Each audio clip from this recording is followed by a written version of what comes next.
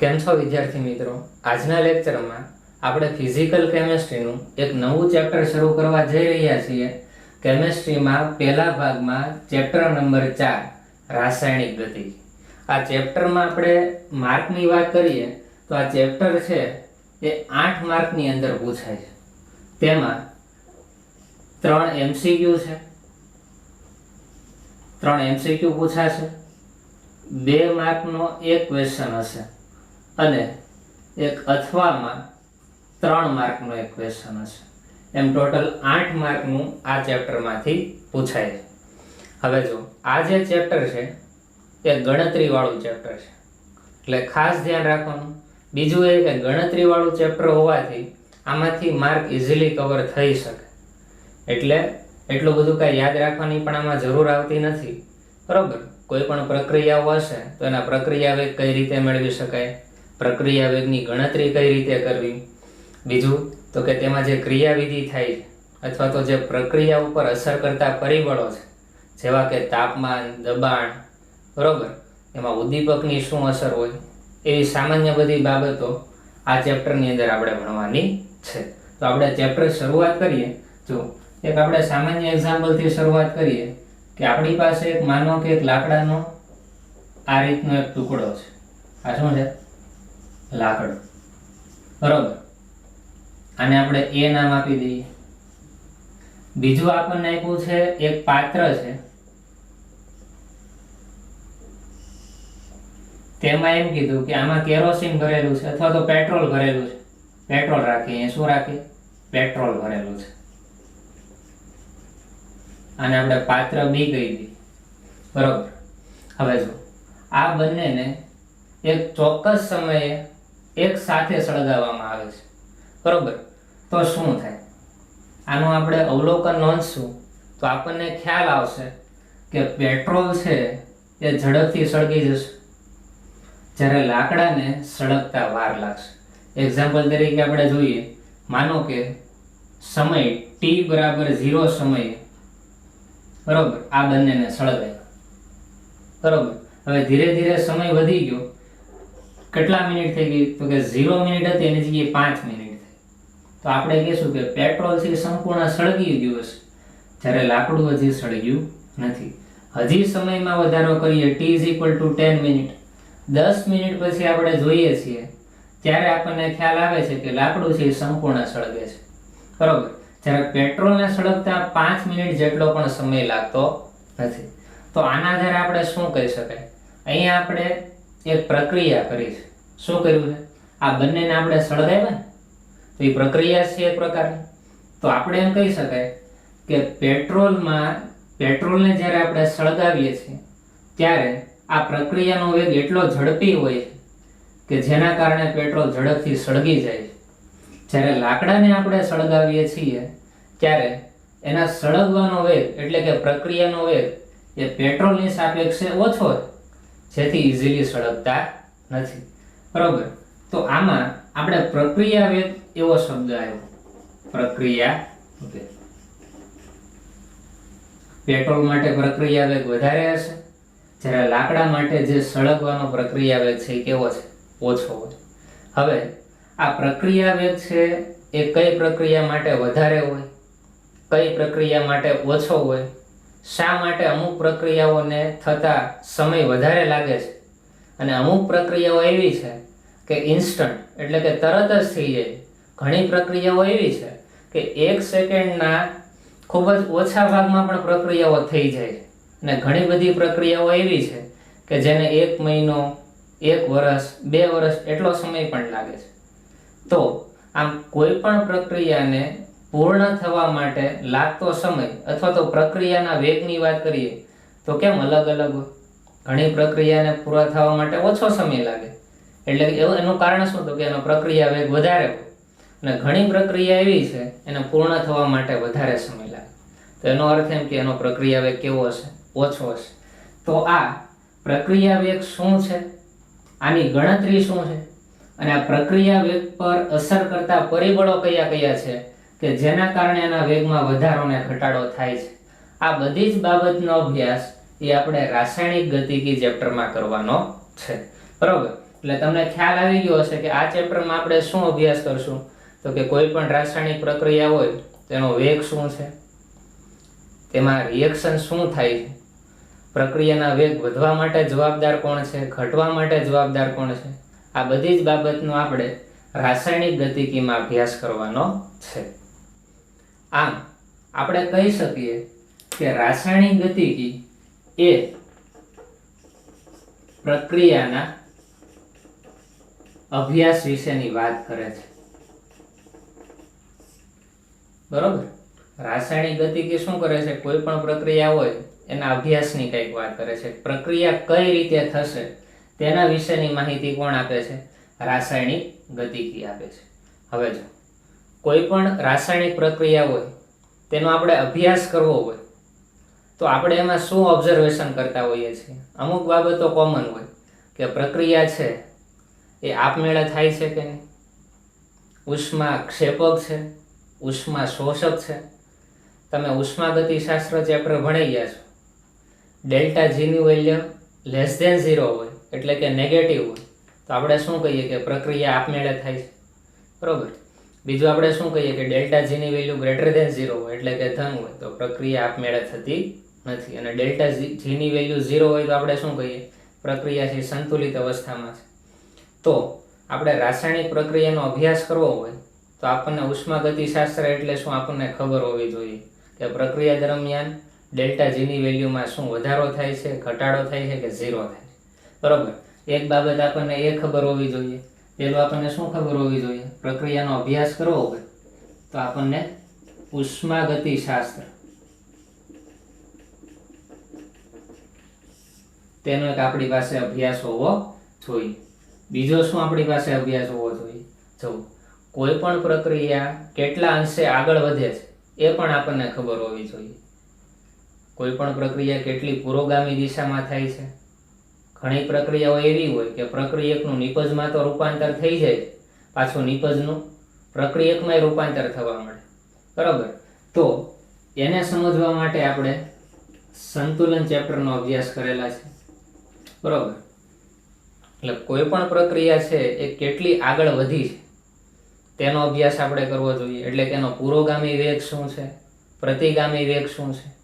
કોઈ પણ પ્રક્રિયા છે એ પુરોગામી દિશામાં વધારે ને વધારે ક્યારે આગળ વધે તો આપણે શું કહીએ, તો કે આપણે સંતુલનમાં એક આવતું કે સંતુલન અચળાંક કે.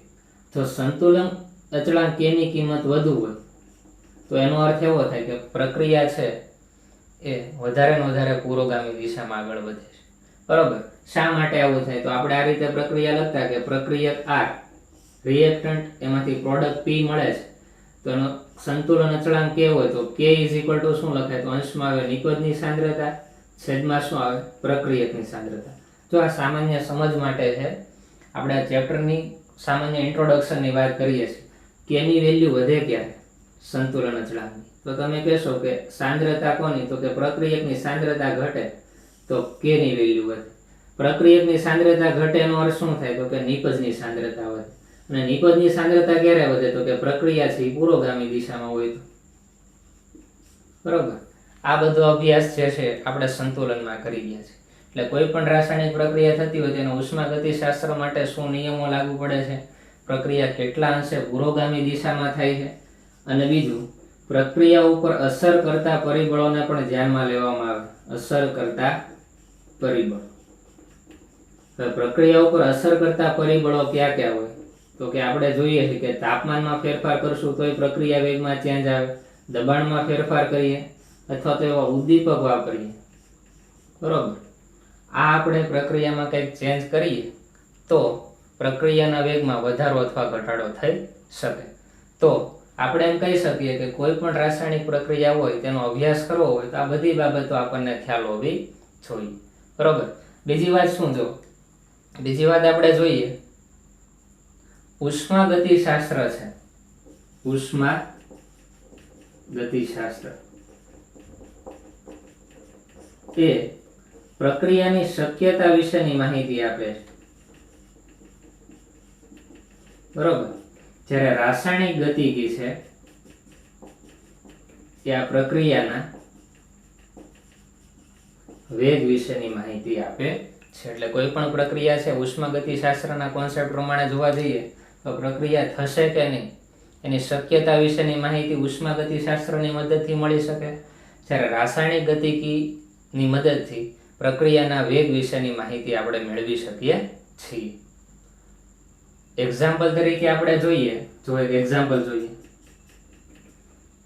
હીરો છે બરોબર, એનું કેમાં રૂપાંતર થતું હોય? ગ્રેફાઇટમાં રૂપાંતર થાય.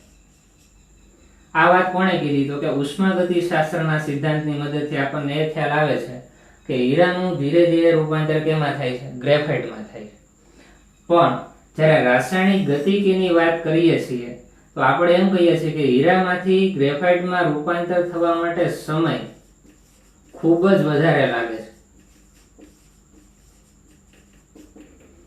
બરોબર, અહીંયા લાગતો સમય એટલો બધો વધારે છે તો આપણે એવું સ્વીકારી લઈએ છીએ કે હીરો છે એ સ્થાયી હોય, હીરાનું કોઈ દિવસ ગ્રેફાઇટમાં રૂપાંતર થતું નથી. પણ રિયલમાં શું છે કે ઉષ્માગતિશાસ્ત્ર એવું કહે છે કે હીરાનું સમયની સાથે ધીરે ધીરે ગ્રેફાઇટમાં રૂપાંતર થાય છે. પણ અહીંયા હીરામાંથી જે ગ્રેફાઇટમાં રૂપાંતર થવા માટે લાગતો સમય એટલો બધો વધારે છે કે આપણે શું સ્વીકારી લઈએ છીએ કે હીરો છે એ અચળ છે, આનું કોઈ દિવસ બીજા કોઈમાં રૂપાંતર થતું નથી. એટલે આપણે એમ કહીએ છીએ કે હીરો છે એ શું છે? અચળ અથવા તો કાયમી છે, આમાં કઈ ફેરફાર થતો નથી. તો આપણે રાસાયણિક ગતિકીમાં શેનો અભ્યાસ કરશું? તો પેલું આવશે પ્રક્રિયાના વેગ વિશેનો અભ્યાસ કરશું. બરોબર, કોઈ પણ રાસાયણિક પ્રક્રિયા છે એનો વેગ શું છે, પછી આ પ્રક્રિયાના વેગને લગતી ગણતરીઓ આપણે જોશું, અને પ્રક્રિયાઓ પર અસર કરતા પરિબળો. કોઈ પણ રાસાયણિક પ્રક્રિયા છે એના વેગ પર અસર કરતા પરિબળો કયા કયા છે એના વિશેનો પણ આપણે અભ્યાસ કરશું. અને બીજું, પ્રક્રિયાની ક્રિયાવિધિ વિશેનો પણ અભ્યાસ કરશું. આપણે ઓર્ગેનિકમાં જે ક્રિયાવિધિ આવે છે એ પ્રમાણે નથી જોતા, પણ એમાં શું એવી મિકેનિઝમ છે જેના કારણે રિએક્શન ધીરી થાય છે અથવા તો ઝડપથી થાય છે તેના વિશેનો અભ્યાસ કરવાનો છે. તો તમને ખ્યાલ આવી ગયો હશે કે રાસાયણિક ગતિકી ચેપ્ટરમાં આપણે પ્રક્રિયાના વેગ, તેના વેગને લગતી ગણતરીઓ અને પ્રક્રિયા વેગ પર અસર કરતા કયા કયા એવા પરિબળો છે અને એના માટેની જે ક્રિયાવિધિ તેનો અભ્યાસ આપણે કરવાનો છે. હવે આપણે પહેલો ટોપિક સ્ટાર્ટ કરીએ, રાસાયણિક પ્રક્રિયાનો વેગ. રાસાયણિક પ્રક્રિયાનો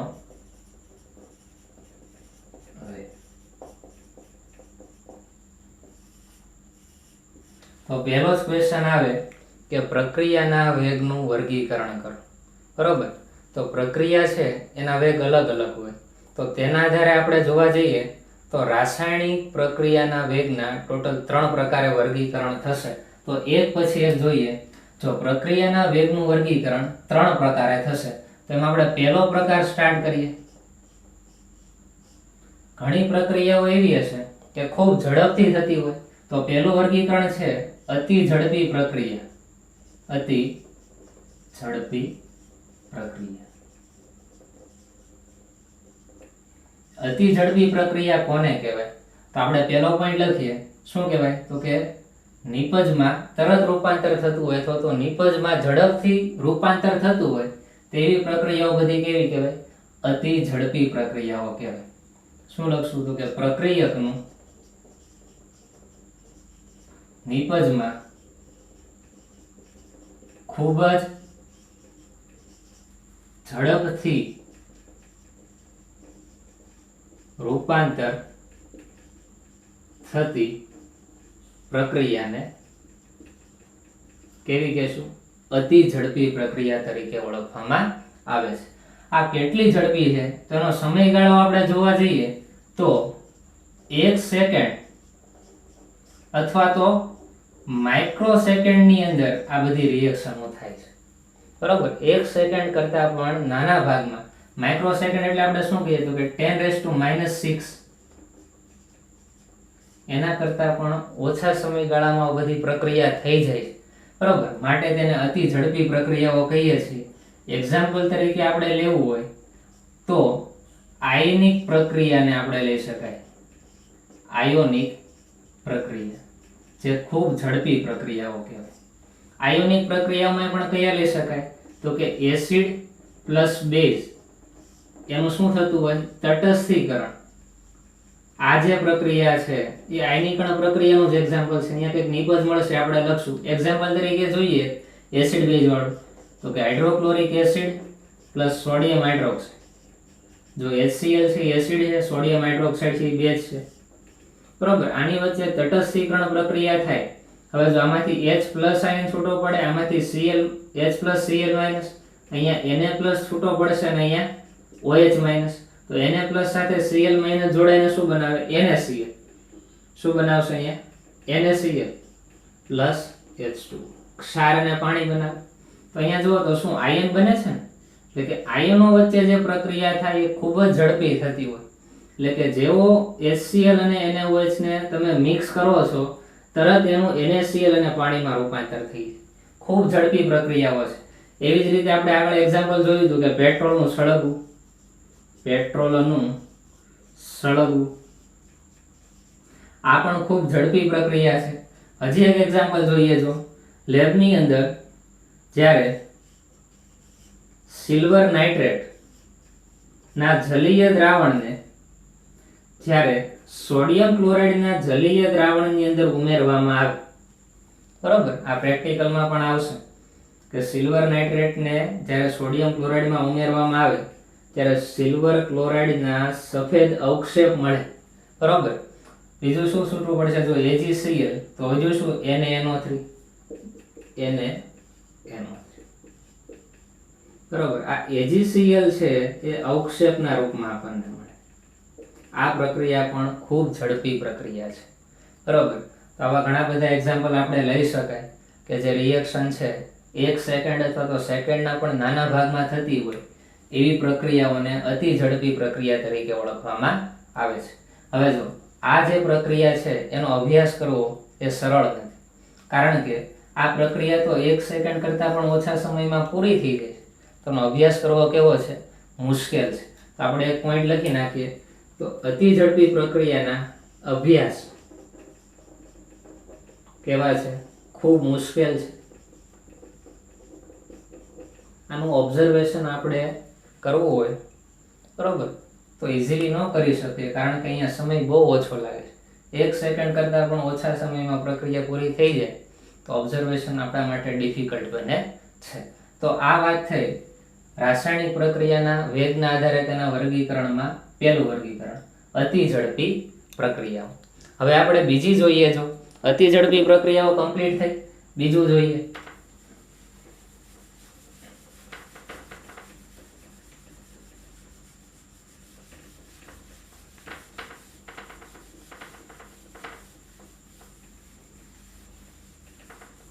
બીજી પ્રક્રિયા જોઈએ. બીજું વર્ગીકરણ આવશે ખૂબ જ ધીમી પ્રક્રિયા.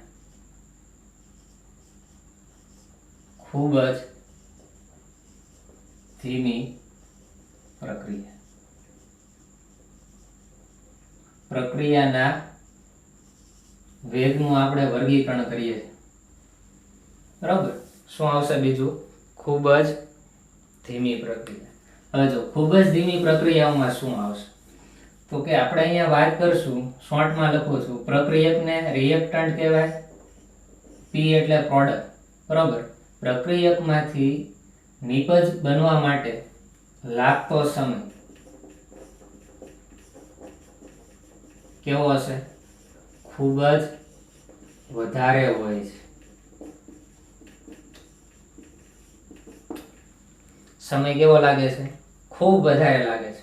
એક્ઝામ્પલ તરીકે આપણે જોઈએ કે હું તમને એક લોખંડનો ટુકડો આપું છું, બરોબર. ધારી લઈએ કે આ 100 ગ્રામનો છે. હવે જો લોખંડના ટુકડા ઉપર શું થાય? તો કે હવા અને ભેજની હાજરીમાં કાટ લાગે, બરોબર. લોખંડનો ટુકડો હોય, વાતાવરણમાં ખુલ્લો પડ્યો હશે તો એ હવાના સંપર્કમાં આવશે અને સાથે સાથે ભેજના સંપર્કમાં પણ આવશે. તો ધીરે ધીરે આ લોખંડ છે એની ઉપર શું લાગવા મળે? કાટ લાગવા મળે. તો આ જે કાટ લાગવાની પ્રક્રિયા છે, એવું થોડું થાય કે તમે આ જ લોખંડનો ટુકડો મૂકો અને કાલે એના ઉપર કાટ લાગી જાય. એવું થતું નથી. આ પ્રક્રિયા ખૂબ જ ધીમી. લોખંડને કાટ લાગતા ઘણો સમય લાગે, 1 વર્ષ, 2 વર્ષ, 3 વર્ષ. એટલે આપણે એમ લખી શકાય, શું લખી શકાય? એક્ઝામ્પલ તરીકે લોખંડને કાટ લાગવાની પ્રક્રિયા. આનો વેગ એટલો બધો ધીમો હોય માટે આપણે એને ખૂબ જ ધીમી પ્રક્રિયા તરીકે ઓળખીએ છીએ. આપણે શું કીધું હતું કે 100 ગ્રામનો લોખંડનો ટુકડો લીધો, આને હવાના સંપર્કમાં પણ આવશે અને ભેજના સંપર્કમાં પણ આવશે. હવે માનો કે તમે 1 વર્ષ પછી આ લોખંડના ટુકડાનું ઓબ્ઝર્વેશન કરો, તો જો આ લોખંડ જે 100 ગ્રામ હશે એનું કઈ 10 ગ્રામ થઈ જવાનું. કાટ લાગીને માનો કે 2 ગ્રામ જેવું લોખંડ વપરાઈ જાય, ખવાઈ જાય, તો અહીંયા વધે કેટલું? 98 ગ્રામ. તો તમે જોઈ શકો છો આ પ્રક્રિયા બહુ ધીમી છે, બરોબર, બહુ વર્ષો લાગે છે. આપણે એમ કહી શકીએ કે જે પ્રક્રિયાને પૂર્ણ થવા માટે ખૂબ જ વધારે સમય લાગે, બરોબર, કેટલો સમય લાગે? તો આપણે એમ કહી શકાય કે 1 વર્ષ અથવા તો 6 મહિના કહી શકો, બરોબર, 2 વર્ષ અથવા તો વધારે સમય લાગે. તો તેવી જે પ્રક્રિયાઓ છે એને ખૂબ જ ધીમી પ્રક્રિયાઓ તરીકે ઓળખવામાં આવે છે. હવે જો ખૂબ જ ધીમી પ્રક્રિયાઓનો અભ્યાસ કરવો હોય એ પણ શક્ય નથી, બરોબર. હવે જો આ તમે પ્રયોગ લઈને બેસો, તમે 5 વર્ષ ખાલી આની ઉપર થોડા ઓબ્ઝર્વેશન કરવાના છો, બરોબર. આ પ્રયોગ છે, માનો કે 5 વર્ષે 10 વર્ષે આ સંપૂર્ણ કાટ લાગીને લોખંડનો ટુકડો છે એ સંપૂર્ણ વપરાઈ જતો હોય, બરોબર. 50 વર્ષ લાગે તો કે તમે થોડા 50 વર્ષ સુધી આનું અવલોકન કરશો અને પ્રયોગમાં ધ્યાન આપશો. એટલે આપણે એમ કહી શકાય કે ખૂબ જ ધીમી પ્રક્રિયાઓ હોય તેના અભ્યાસ પણ શક્ય નથી, બરોબર. એટલી બધી ધીમી પ્રક્રિયા હોય, આપણી ઉંમર વહી જાય, બરોબર, તો એટલા બધા આપણે આમાં ઓબ્ઝર્વેશન માટે સમય આપી શકતા નથી. તો આ વાત થઈ ખૂબ જ ધીમી પ્રક્રિયા. હવે છેલ્લું આપણે વર્ગીકરણ જોઈ લઈએ.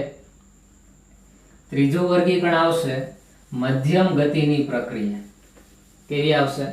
મધ્યમ ગતિની પ્રક્રિયા. ત્રીજું વર્ગીકરણ જોઈએ. મધ્યમ ગતિની પ્રક્રિયા. મધ્યમ ગતિની પ્રક્રિયાઓ માટે આપણે શું કહી શકાય? તો કે પ્રક્રિયકમાંથી નિપજ બનવા માટે લાગતો સમય કેવો હોય? ઓછો હોય. ખૂબ ઓછો હોય એવું નથી કહેતા. જો ઓછો હોય, ઓછો એટલે કેટલો? કે માનો કે કોઈ પ્રક્રિયાઓ એવી હશે કે જે 10 મિનિટમાં પૂરી થતી હોય, ઘણી પ્રક્રિયાઓ એવી હોય 5 મિનિટમાં પૂરી થતી હોય, ઘણી પ્રક્રિયાઓ એવી છે જે 1 કલાકમાં પૂરી થતી હોય, બરોબર. એવી પ્રક્રિયા કે જેમાંથી પ્રક્રિયકમાંથી નિપજ બનવા માટે બહુ વધારે સમયની જરૂર પડતી નથી, તેવી પ્રક્રિયાને મધ્યમ ગતિની પ્રક્રિયા તરીકે ઓળખવામાં આવે છે, બરોબર. હવે જો આના એક્ઝામ્પલ જોઈએ કે આણ્વીય પ્રક્રિયા છે. એક્ઝામ્પલ તરીકે નાઇટ્રોજન વાયુની 3 મોલ હાઇડ્રોજન વાયુ સાથે પ્રક્રિયા કરીએ, 2 મોલ એમોનિયા વાયુ બને. તો આ પ્રક્રિયા છે એને એટલો બધો સમય લાગતો નથી, બરોબર. 2 મિનિટ, 5 મિનિટ, 10 મિનિટ, થોડાક સમયમાં એ પ્રક્રિયા થઈ જાય. તો આ પ્રક્રિયાને આપણે કેવી કહીએ છીએ? તો કે મધ્યમ વેગની પ્રક્રિયાઓ. એવી જ રીતે આપણે બીજું એક્ઝામ્પલ જોઈએ. સ્ટાર્ચનું શું કરવાનું? જળ વિભાજન. સ્ટાર્ચનું જળ વિભાજન કરશું એટલે આપણને શું મળી જાય? એમાંથી ખાંડ, અથવા તો આપણે સુક્રોઝ બોલીએ છીએ. શું મળી જાય? સુક્રોઝ. એવી જ રીતે જ્યારે આ ખાંડ છે એનું પણ જ્યારે જળ વિભાજન એટલે કે હાઇડ્રોલિસિસ કરવામાં આવે ત્યારે એમાંથી શું બને? Fructose plus glucose. આ બધી પ્રક્રિયાઓ છે એને બહુ સમય લાગતો નથી, બરોબર. તો એક્ઝામ્પલ કયા થઈ ગયા? તો કે મધ્યમ ગતિની પ્રક્રિયા. હવે જો આ મધ્યમ ગતિની પ્રક્રિયા છે તેનો અભ્યાસ કરવો શક્ય છે, બરોબર. કારણ કે આના માટે એટલો બધો કઈ સમય લાગતો નથી અને એટલો ઓછો સમય પણ લાગતો નથી. મધ્યમ વર્ગનો સમય લાગે કે 10 મિનિટ, 1 કલાક, 2 કલાક, તો તેનો અભ્યાસ પોસિબલ છે કે 1 કલાક માટેની કોઈ પ્રક્રિયા છે, અડધી કલાક માટેની પ્રક્રિયા છે, તો એમાં આપણે ઓબ્ઝર્વેશન કરી શકીએ, બરાબર. તો આ જે પ્રક્રિયા છે એનો અભ્યાસ કરવો સરળ બને. હવે જો રાસાયણિક ગતિકી ચેપ્ટરમાં આપણે મોસ્ટ ઓફલી આ મધ્યમ ગતિની પ્રક્રિયાઓના અભ્યાસ કરવાના છે, બરાબર. આ પ્રક્રિયા વેગ આનો શું હોય, તેની ગણતરી શું છે, આ મધ્યમ ગતિની પ્રક્રિયાના વેગ પર અસર કરતા પરિબળો શું હોય, તે બધાનો અભ્યાસ આપણે કરવાનો છે. આપણે અતિ ઝડપી પ્રક્રિયાઓના અભ્યાસ કરવાના નથી કે અત્યંત ધીમી પ્રક્રિયાઓના અભ્યાસ કરવાના નથી. આ ચેપ્ટરમાં માત્ર મધ્યમ ગતિની પ્રક્રિયાઓના જ અભ્યાસ કરવાના છે, કારણ કે આના અભ્યાસ પોસિબલ છે, જ્યારે આગળની જે પ્રક્રિયાઓ જોઈએ તેના અભ્યાસ એટલા બધા પોસિબલ બનતા નથી. તો આપણો પહેલો ક્વેશ્ચન પૂરો થયો કે રાસાયણિક પ્રક્રિયાના વેગ, બરાબર, એટલે પ્રક્રિયાના વેગના આધારે તેનું વર્ગીકરણ આપો. તો ટોટલ 3 પ્રકારે વર્ગીકરણ જોયું કે અતિ ઝડપી પ્રક્રિયા, અતિ ધીમી પ્રક્રિયા અને મધ્યમ ગતિની પ્રક્રિયા. 2 માર્કમાં આ ક્વેશ્ચન પૂછાઈ શકે, તો એક્ઝામ્પલ સહિત તમને આ ક્વેશ્ચન આવડવો જોઈએ. હવે આના પછી આપણે એક નવો ટોપિક જોઈ લઈએ. આપણને એવો પ્રશ્ન પૂછાય કે પ્રક્રિયા વેગ એટલે શું? પ્રક્રિયા વેગ એટલે શું? પ્રક્રિયા વેગ એટલે શું કહી શકાય? કોઈ પણ પ્રક્રિયા હોય એનો વેગ આપણે કઈ રીતે મેળવી શકીએ? કોઈ પણ માનો કે વાહન જતું હોય તો એને આપણે ઝડપ અથવા તો વેગ આપણે ઇઝીલી મેળવી શકીએ. આપણે શું કહીએ તો કે કોઈ પણ વાહન એ એકમ સમયમાં કાપેલા અંતરને શું કહીએ છીએ? ઝડપ કહીએ છીએ, બરાબર, અથવા તો વેગ આપણે કહીએ છીએ. તો રિએક્શન માટે કોઈ પણ પ્રક્રિયા આપણે લીધી તેનો વેગ કઈ રીતે મેળવી શકાય? તો આપણે એક પ્રક્રિયા ધારી લઈએ. માનો કે એક પ્રક્રિયા છે, એમાં પ્રક્રિયક A છે, એનું રૂપાંતર નિપજ B માં થાય છે. હવે જો થાય શું? હવે માનો કે આ પ્રક્રિયા હજી શરૂ થઈ નથી, બરોબર, તો માનો કે t બરાબર 0 સમય લઈ લઈએ. કયો સમય લઈ લઈએ? t બરાબર 0, કે હજી પ્રક્રિયા સ્ટાર્ટ થઈ નથી.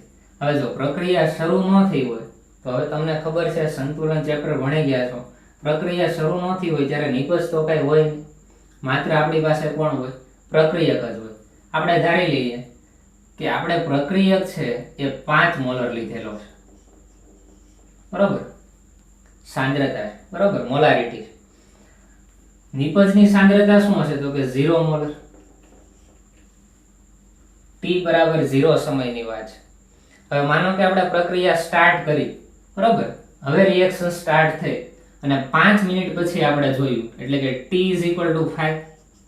તો 5 મિનિટ પછી આપણને એવું ઓબ્ઝર્વેશન જોવા મળ્યું કે પ્રક્રિયક A છે એની સાંદ્રતામાં કંઈક ઘટાડો નોંધાણો. માનો કે એની સાંદ્રતામાં 1 જેટલો ઘટાડો થયો અને કેટલી થઈ ગઈ? 4 મોલર થઈ ગઈ. તો હવે આપણે કહી શકાય કે અહીંયા સાંદ્રતામાં 1 મોલરનો ઘટાડો થયો હોય તો અહીંયા 1 મોલરનો શું થયો હોય? વધારો થયો. લખાય. હજી આપણે આગળ વધીએ.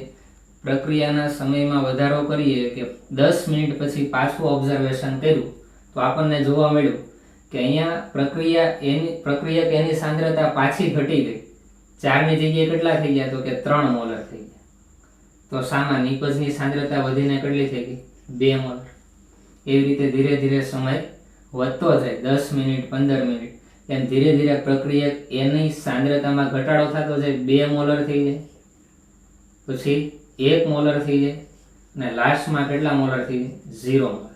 તો સામે ધીરે ધીરે નિપજની સાંદ્રતા વધે, 2 મોલર, 3 મોલર, 4 મોલર અને 5 મોલર. તો આપણે જોઈ શકીએ છીએ કે જ્યારે પ્રક્રિયા 100% પૂરી થાય, એટલે કે પ્રક્રિયકનું 100% નિપજમાં રૂપાંતર થાય, ત્યારે પ્રક્રિયક આપણી પાસે કઈ વધતો જ નથી. જો પ્રક્રિયક કેટલો થઈ ગયો? 0 મોલર. જ્યારે નિપજ કેટલી થઈ ગઈ? 5 મોલર. તો આપણે એમ કહી શકાય કે કોઈ પણ પ્રક્રિયા છે એમાં પ્રક્રિયા જ્યારે શરૂ થાય ત્યારે ધીરે ધીરે પ્રક્રિયકની સાંદ્રતામાં ઘટાડો થતો જાય અને નિપજની સાંદ્રતામાં શું થાય? વધારો થતો જાય. હવે આ કોની સાપેક્ષે આપણે માપીએ છીએ? તો કે સમયની સાપેક્ષે માપીએ છીએ. જેમ સમય વધતો જાય તેમ પ્રક્રિયકની સાંદ્રતા ઘટે છે અને નિપજની સાંદ્રતા વધે છે. તો આને આપણે સૂત્રના સ્વરૂપમાં લખવું હોય તો રાસાયણિક પ્રક્રિયાનો વેગ કોઈ પણ પ્રક્રિયાનો જ્યારે વેગની વાત કરીએ તો આપણે શું લખીએ છીએ? જો કોઈ પણ ભૌતિક આપણે સાધન લઈએ તો આપણે કહીએ કે એકમ સમયમાં કાપેલું અંતર. અહીંયા શું આવશે? તો કે એકમ સમયમાં એટલે છેદમાં શું આવશે? સમય. શું ફેરફાર થાય છે? અહીંયા અંતરનો ફેરફાર નથી થતો. જો કોઈ વાહન હોય તો અહીંયાથી અહીંયા પહોંચે તો અંતરમાં કંઈક ફેરફાર થયો હોય, પણ અહીંયા અંતરની વાત નથી, અહીંયા સાંદ્રતામાં ફેરફાર થાય. આપણે અંશમાં શું લખશું? એકમ સમયમાં પ્રક્રિયક અથવા નિપજની સાંદ્રતામાં થતા ફેરફારને પ્રક્રિયાના વેગ તરીકે ઓળખવામાં આવે. તો લખીએ આપણે પ્રક્રિયા વેગ બરાબર શું થાય? એકમ સમયમાં એટલે છેદમાં સમય આવે પ્રક્રિયક અથવા તો નિપજ ની સાંદ્રતામાં થતા ફેરફાર. છેદમાં શું આવી જશે? અહીંયા સમય. બરોબર. તો આ સૂત્ર કોના માટે થઈ ગયું? પ્રક્રિયા વેગ માટે થઈ ગયું. હવે સૂત્ર ઉપરથી તમને વ્યાખ્યા લખતા આવડે. શું લખી શકો? તો કે એકમ સમયમાં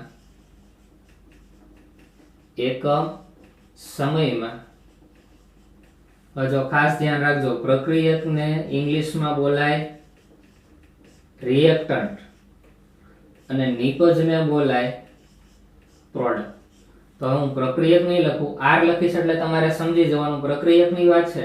પી લખો એટલે શું? નિપજની વાત છે. તો શું થાય? એકમ સમયમાં પ્રક્રિયક અથવા નિપજની સાંદ્રતામાં થતા ફેરફારને પ્રક્રિયા વેગ કહેવામાં આવે છે.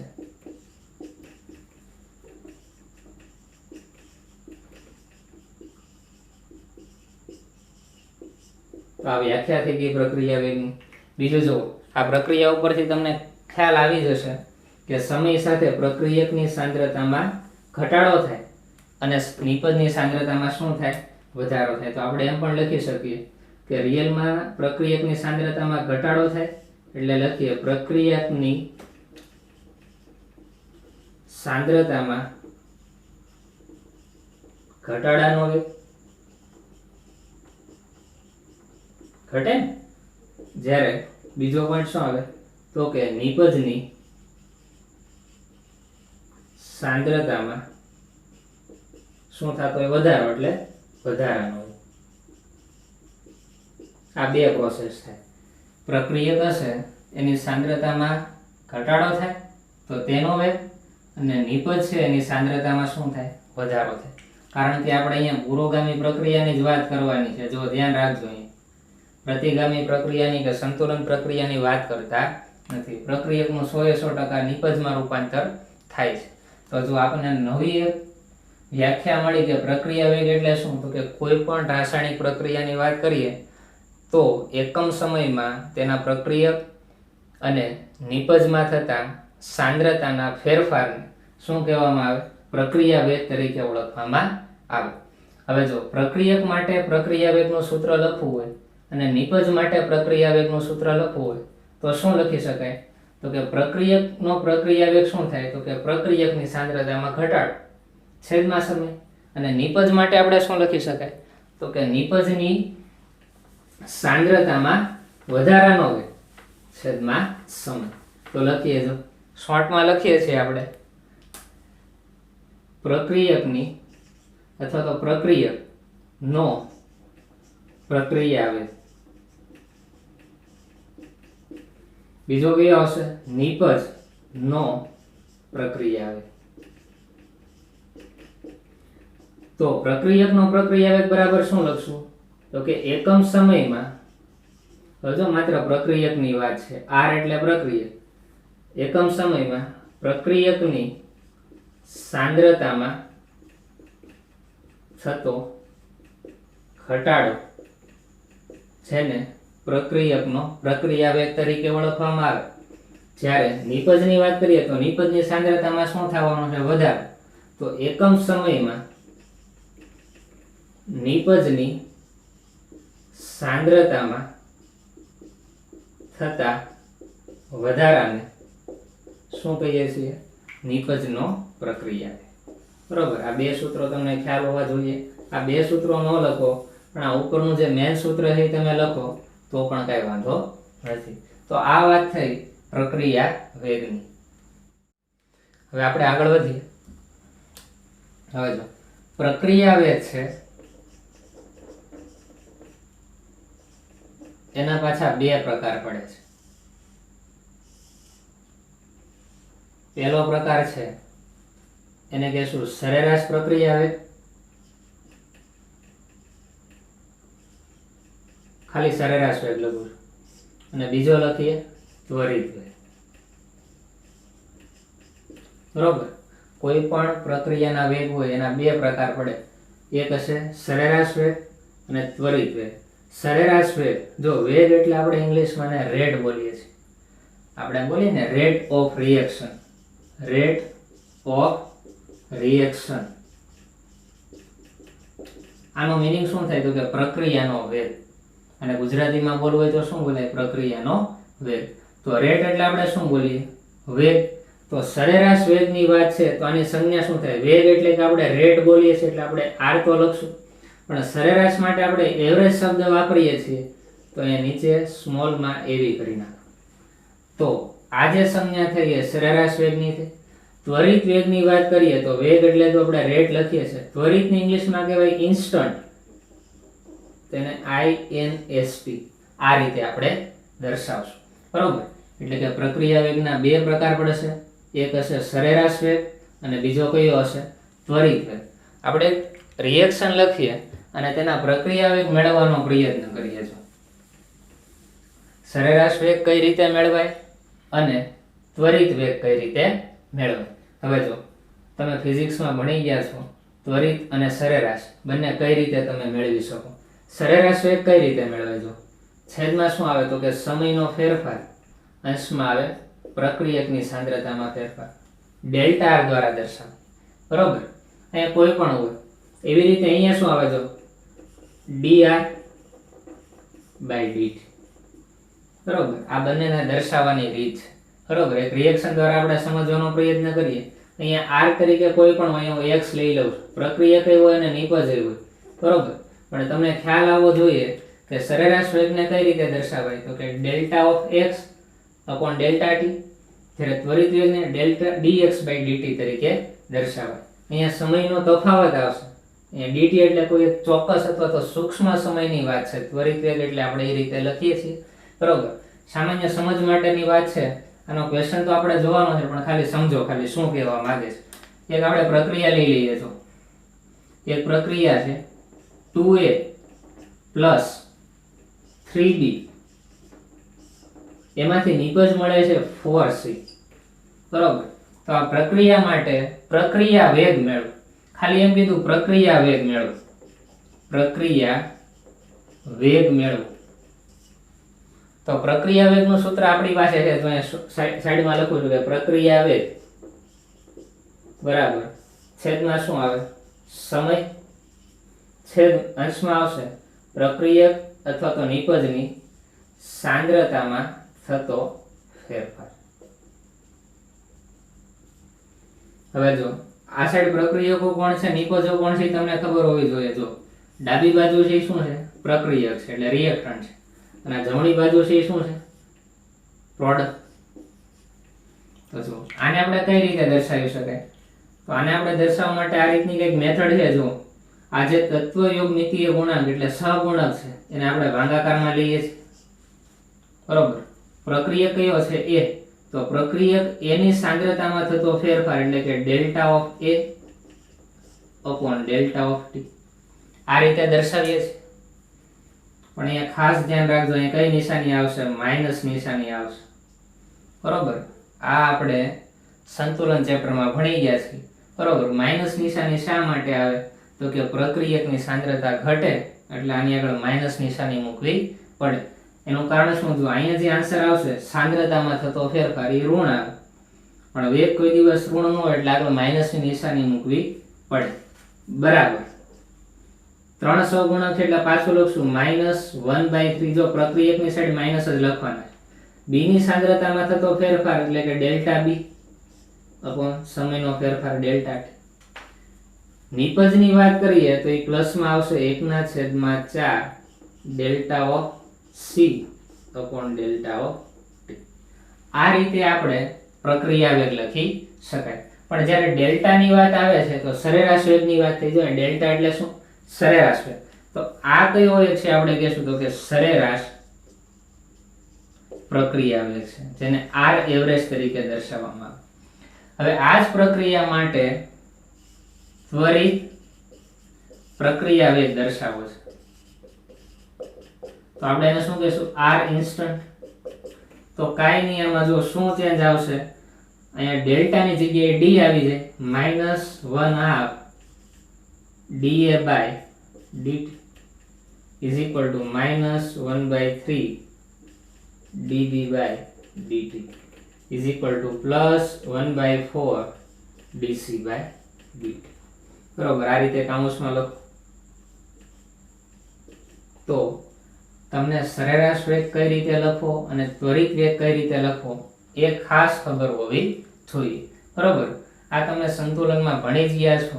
પ્રક્રિયક સાઈડ શા માટે માઇનસ લેવામાં આવે? તો પ્રક્રિયકની સાંદ્રતા ઘટે એટલે માઇનસ આવે. નિપજ સાઈડ શા માટે પ્લસની નિશાની આવે? તો કે નિપજની સાંદ્રતા કેવી થતી હોય? વધતી હોય. હજી એક આપણે રિએક્શન જોઈએ પછી આપણે આગળ વધીએ. જો